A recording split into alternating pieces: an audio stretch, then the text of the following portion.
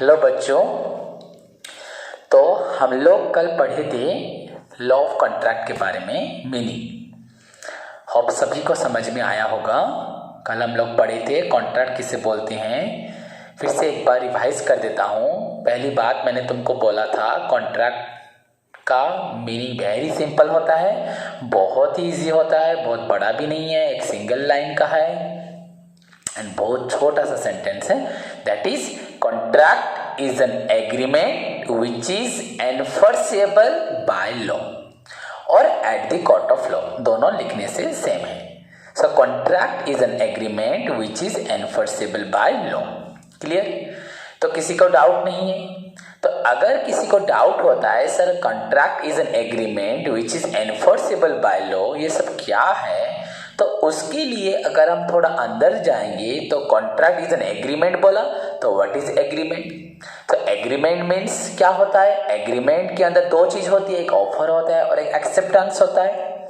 So agreement involves an offer by one party, एक party ने दिया, and acceptance of the same, उसी चीज को एक्सेप्ट करना है of the same by the another party, दूसरी पार्टी से। So when an offer which is given by one person is accepted by another person, तो उसको बोलते हैं एग्रीमेंट। क्लियर? तो अगर उसमें भी डाउट रहता है तुम लोगों को तो फिर हम लोग ऑफर के बारे में पढ़ने जाएंगे। तो सर ऑफर क्या है, एक्सेप्टेंस क्या है? ऑफर मैंने बोला था ऑफर मीन्स ए प्रपोजल, एक प्रस्ताव।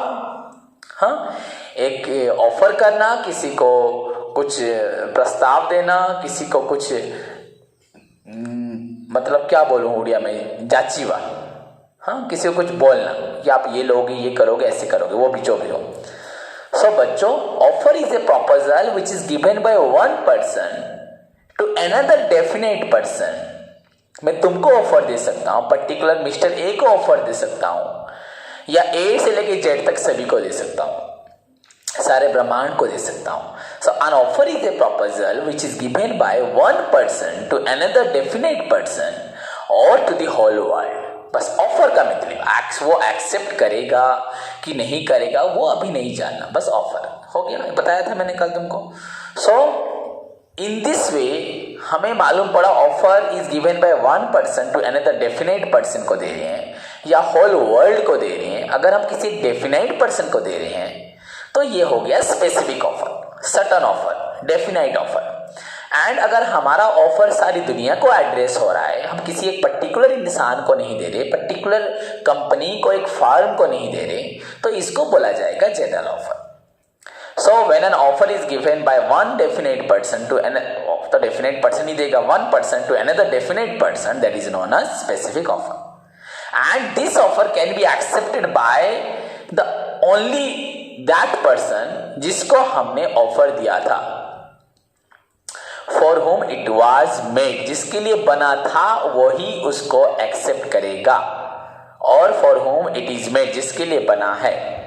But an offer which is indicated, which is addressed, which is given to the whole world, उसको बोला जाता है बच्चों general offer. And this offer can be accepted by anyone, कोई भी एक्सेप्ट कर सकता है। अगर एनिमल भी एक्सेप्ट कर सकते होते तो वो लोग भी एक्सेप्ट कर लेते, पर ऐसा होता नहीं। क्लियर? वरना वो भी एक्सेप्ट करते, पर वो लोग के अंदर वो क्षमता नहीं है को एक्सेप्ट कर पाए। क्लियर? सो वो लोग कैटेगरीज में नहीं आएंगे, पर this offer can be accepted by anyone. So this is one part of agreement, offer. Now acceptance के बारे में बोला था, तो बच्चों सिमिलरली एक्सेप्टेंस क्या है?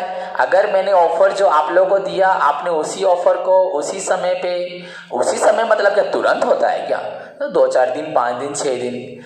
जैसे कि सपोज अभी कनक ज्वेलरी ने ऑफर दिया होगा कि अक्षय तृतीया, आज तो कोविड-19 में सब कुछ बंद है, अदरवाइज तुमको मालूम है ऑफर देता वो अक्षय तृतीया पे, या सोचो दिवाली पे या ईद पे या दशहरा पे कि Dussehra offer 50% discount on making charge, 20% on diamond jewellery हो, सिल्वर पे 100% वो वेव कर दे रहा है, उठा दे रहा है सारा मेकिंग चार्ज, ऐसे देता है। तो अगर दुर्गा पूजा तक आपका 50% डिस्काउंट है, अगर आप दुर्गा पूजा के अगले दिन जाके सोना खरीदने जाओगे, क्या आपको वो डिस्काउंट देगा? तो आप बोलोगे आपने तो इतना बड़ा बड़ा बैनर मारा है, टीवी में न्यूज़पेपर में ऐड छोड़ा है, लिपलेट दिया है, हाँ, कि आप डिस्काउंट देंगे। हाँ, तो बोलेगा हाँ मैंने बोला है, पर डिस्काउंट का टाइम था आपका दुर्गा पूजा तक। तो दुर्गा पूजा अगर 28 को ख़त्म होती है तो 28 रात को 12 बजे से वो ऑफ़र ख़त्म हो जाता है, 21 से वो ऑफ़र नहीं रहेगा। तो आपको एक्सेप्टेंस उसी टाइम के अंदर करना था। और अगर उसने 50% डिस्काउंट दिया है सोने पे, तो आप सोना खरीदने पे ही आपको मिलेगा। आप उसकी कनक ज्वेलरी के शोरूम जाके, BS मॉल जाके आप बोलोगे कपड़े खरीदने पे 50% होगा, तो नहीं होगा। तो सेम चीज पे होगा, सेम थिंग पे होगा, समझ में, सेम थिंग पे होगा। एंड क्या बोला, सेम टाइम में होगा। एंड सेम सेंस, उसने अगर कहीं पे टर्म्स एंड कंडीशन लिखा है कि इस चीज पे मिलेगा या इस पे नहीं मिलेगा, उसने कुछ भी अंदर साथ में एक्स्ट्रा कुछ टर्म्स कंडीशन लिख दिया था ना, T&C, टर्म एंड कंडीशन, तो you have to follow that, तुम उसके अगेंस्ट नहीं जा सकते। So बच्चों, when an offer is accepted by another person at the same time, in the same sense and for the same thing, that amounts to, that is known as बच्चों acceptance. And when an offer which is given by one person is accepted by another person as per the terms and condition of the first person, then it is known as agreement. And if such agreement gets complete support of our constitutions, हमारी law का, हमारे संविधान के, अगर उसको पूरी तरह से फ्रीडम मिलती है, पूरी सपोर्ट मिलती है, इफ दोनों में से कोई भी अगर अपने काम को करने में अधूरा रह जाए या कोई एक करे वो ना करे, भाग जाए, तो लॉ, जिसका लॉस हुआ होगा उसको सपोर्ट करेगी। एंड जिसने एग्रीमेंट को तोड़ा, एग्रीमेंट को ब्रीच किया, धोखा दिया, अपने काम से पीछे हट गया, सामने वाले को लॉस में डाला, तो उसके अगेंस्ट में जो रिक्वायर्ड पनिशमेंट होना चाहिए एज पर आवर लॉ, उसको वो मिलेगा, वो मिलेगा। तो इसी के लिए बच्चों हम लॉ पढ़ते हैं। सो लॉ ऑफ कॉन्ट्रैक्ट हमें सिखा देगा कि हमें कॉन्ट्रैक्ट कैसे करना है। तो ये एग्रीमेंट जो होगा, हम किसी के साथ भी एग्रीमेंट करेंगे, वो संपूर्ण रूप से हमारे जो गवर्नमेंट के रूल्स हैं, चाहे वो डोमेस्टिक रूल्स हो, चाहे वो इंटरनेशनल रूल्स हो। अगर हम डोमेस्टिक अपने देश के अंदर बिजनेस करते हैं, so we have to follow the law of our own land. And अगर हम विदेश में बिजनेस करते हैं तो हमें इंटरनेशनल पॉलिसी और the law of that particular country को हमें फॉलो करना पड़ेगा। सो अगर हम उसमें कुछ भी वायलेट करते हैं तो जो वायलेट करेगा उसको as per the law punishment मिलेगा। एंड जिसका नुकसान हुआ होता है, जिसकी गलती नहीं होती, उसको अपना जो भी कंपेंसेशन होगा उसको मिलेगा। सो बच्चों, बिजनेस के लिए जितना मैनेजमेंट जरूरी है, लॉस जरूरी है। सो लॉ क्या करता है, सिंपल वर्ड में बोल रहा हूं लास्ट में, it provides a legal support. It provides a legal support to the business. Business law is nothing but the law of legal support to the business. It provides a risk-proof jacket. If you continue your business, as per the law of the country, समझ में आए, अपने देश के नियम के हिसाब से, चाहे कोई भी हो, किसी भी प्रकार का बिजनेस हो, अगर किसी फॉरेन में हो तो वहां के लोगों के हिसाब से अगर अपना बिजनेस कर रहे हो तो your business is always at safe point. तुम्हें कोई भी अलग चीजों में हरा सकता है, वो उनकी एफिशिएंसी पॉइंट ऑफ व्यू से, कंपटीशन पॉइंट ऑफ व्यू से, मार्केट कंडीशंस में अफेक्ट योर बिजनेस एडवर्सली, तुम्हारे बिजनेस को उल्टा इम्पैक्ट पड़ सकता है। But law, as per the law, तुम्हारे बिजनेस को कोई प्रॉब्लम नहीं होगी, तुम हमेशा सेफ रहोगे। एंड सक्सेस होना ना होना वो तुम्हारे मैनेजमेंट पे, तुम्हारी कैपेबिलिटी पे, तुम्हारी स्मार्ट पॉलिसीज पे डिपेंड करता है। But business law provides complete legal protection to the business, समझे, इसलिए हम लॉ ऑफ कॉन्ट्रैक्ट पढ़ते हैं। क्लियर? एंड इस एग्रीमेंट को लॉ ने सपोर्ट कर दिया तो ये बन गया कॉन्ट्रैक्ट। अगर लॉ सपोर्ट ना करे तो ये क्या रहेगा, एग्रीमेंट रह जाएगा, ये कभी कॉन्ट्रैक्ट नहीं बनेगा।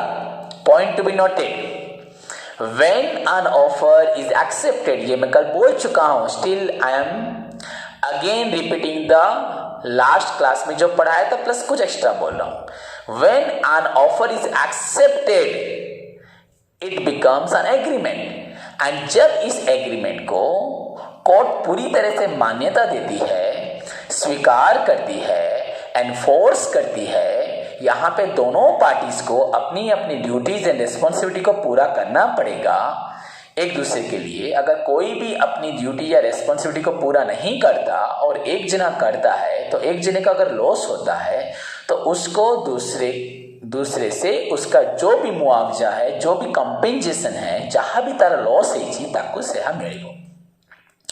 बिल्कुल, इसके लिए लॉ उसे पूरी तरह से सपोर्ट करेगी, बिकॉज ये जो एग्रीमेंट है इसको लॉ मानती है।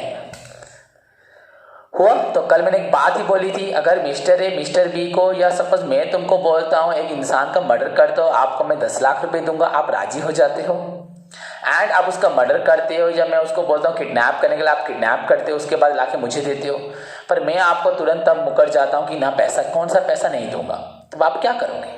आप लोग के पास जाओगे, पुलिस स्टेशन जाओगे, मेरे नाम पे एफआईआर दो कि सर ने बोला था उसको किडनैप करने के लिए, मर्डर करने के लिए मर्डर कर दिया, अब सर मेरा पैसा मुझे नहीं दे रहे, तो पुलिस तो आपको ही पहले पकड़ के रख लेगी, फिर सर को ढूंढेगी बाद में। तो यहाँ पे आपको पुलिस या आपका आईन या हमारा इंडियन कॉन्स्टिट्यूशन आपको कभी न्याय नहीं दिलाया कि आपने जो सर के लिए ड्यूटी को कंप्लीट किया पूरे अच्छे तरह से, बहुत ज़्यादा दिमाग लगा के बम विस्फोट किया, गोली मारी, चाहे जो भी किया, उसके लिए सर से आपको 5 लाख 10 लाख या 5 रुपए भी नहीं मिलेगा, उल्टा जिंदगी भर आपको जेल में रह के चक्की पीसना पड़ेगा, या आपको जो भी होगा हमारा पनिशमेंट वो आपको मिलेगा। और सर को जब पकड़ेंगे तो वो अलग बात है, क्योंकि यहाँ पे हम दोनों के अंदर जरूर एग्रीमेंट था, मैंने ऑफर दिया था, आपने एक्सेप्ट किया था, आपने अपना काम किया, मैंने अपना काम नहीं किया, पैसा नहीं दिया, पर आपको कोर्ट सपोर्ट नहीं करेगी, इनफैक्ट मुझे भी नहीं करेगी, मुझे भी दिन रात ढूंढेगी। तो यहाँ पे हमारे अगर अंदर कोई भी कमिटमेंट हुआ, एग्रीमेंट हुआ, ऑफर एक्सेप्टेंस बन के एग्रीमेंट बना, उसको लीगल सपोर्ट नहीं बनेगी। तो ये एक एग्रीमेंट है, मैं मना नहीं कर रहा, ये एग्रीमेंट है, पूरा एग्रीमेंट है, पर ये कॉन्ट्रैक्ट होने वाला एग्रीमेंट नहीं है। So contract is an agreement, contract एक एग्रीमेंट है which is enforceable by law. सबको समझ में आ चुका है, मैं जानता हूं। अब बच्चों सुनो, मैंने वहीं पे जो क्वेश्चंस कल लिखे थे और जो कल मैंने पीडीएफ और हैंड रिटन दिया था, वहां पे मैंने ऊपर भी 2 क्वेश्चंस लिखे थे। What do you mean by contract, what are the essential elements of a valid contract, पहला क्वेश्चन था। उसी क्वेश्चन को अदरवाइज और एक क्वेश्चन के रूप में बोला जाता है, very important to be noted, ध्यान से सुनो, that all contracts are agreement but all agreements are not contract. The very important question, same answer होगा बच्चों, पर समझने के लिए थोड़ा सा हमें टेक्निकल पॉइंट पे ध्यान देना है। जो इसको समझ पाया वो आज की और अभी फ्यूचर में जितनी भी क्लासेस करूंगा उसको अच्छे से समझ पाएगा। So all contracts are agreement, देख लो अपने उस क्वेश्चन को मैंने लिखा है, मैंने ऑल कॉन्ट्रैक्ट्स आर एग्रीमेंट, सारे कॉन्ट्रैक्ट्स एग्रीमेंट होते हैं, पर सारे एग्रीमेंट